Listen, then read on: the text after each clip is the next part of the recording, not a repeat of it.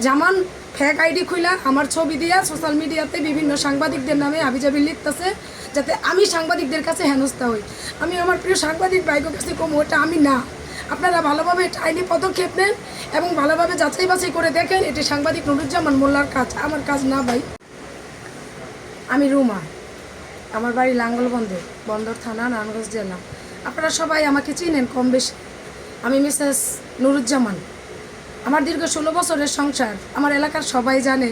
আমি এই দীর্ঘ 16টা বছর কি পরিমাণের লড়াই, কি পরিমাণের যুদ্ধ কইরা 3টা বাচ্চা নিয়ে এই পর্যন্ত তার কাছে আমি টিক্কা রইছি।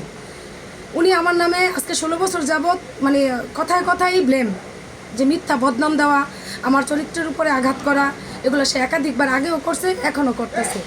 আমার ছবি দিয়া বিভিন্ন একটা না 3টা 4টা আইডি খুইলা সে ব্যবহার কইরা কইরা সোশ্যাল মিডিয়াতে আমার নামে যত রকমের খারাপ অশ্লীলতা ছড়াইতেছে। আমার ছবি দিয়ে আইডি খুইলা বিভিন্ন লোকের সাথে সে চ্যাটিং কইরা সেগুলো আবার মানুষের কাছে দিতেছে, যেগুলো নাকি আমি করতেছি। আসলে এগুলো আমি করতেছি না, এগুলো ওনার কাজ, সাংবাদিক নুরুজ্জামান মোল্লার কাজ। তো আমি আপনাদের কাছে বলতে চাই যে আমি দীর্ঘ 16টা বছর ভুক্তভোগী। আমি আসলে পরকীয়া সত্য আগেও ছিলাম না, এখনও নাই। আমি আমার মা, আমার 2 বাচ্চা সহ আমার মামা বাড়িতে আছি। আমি তাদের কাছে উঠছি শুধু খালি আমার আত্মরক্ষার জন্য, কারণ সে আমার বাড়িঘর ভাঙচুর করছে, আমারে বড় লেয়া কোপাইছে মারার জন্য। আর তার সৈনিক হিসাবে এখন কাজ করতেছে তারই মেয়ের জামাই। তার মেয়ের জামাই এ পর্যন্ত আমার একাধিকবার হেনস্থা করছে।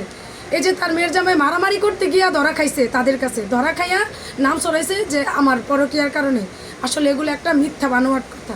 জামান ফেক আইডি খুইলা আমার ছবি দিয়া সোশ্যাল মিডিয়াতে বিভিন্ন সাংবাদিকদের নামে আবিজাবি লিখতেছে, যাতে আমি সাংবাদিকদের কাছে হেনস্থা হই। আমি আমার প্রিয় সাংবাদিক ভাইদের কাছে কম, ওটা আমি না। আপনারা ভালোভাবে এটা আইনি পদক্ষেপ নেন এবং ভালোভাবে যাচাই বাছাই করে দেখেন এটি সাংবাদিক নুরুজ্জামান মোল্লার কাজ, আমার কাজ না ভাই। আমি আপনাদের পিছিয়ে লাগতে চাই না, আপনারাও শুধু শুধু আমার পিছিয়ে লাগেন না। আমি একজন মানুষ, আমার বাচ্চা কাচ্চা আছে, আমার ছেলে মেয়ে আছে, আমার ভালোভাবে বাঁচতে দেন।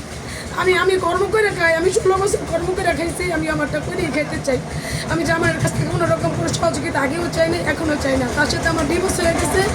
আমি একটু সুস্থ করতে আমার বাড়িতে গিয়ে বাঁচতে চাই, আপনারা একটু সহযোগিতা করুন। আমার অনুরোধ আপনার কাছে।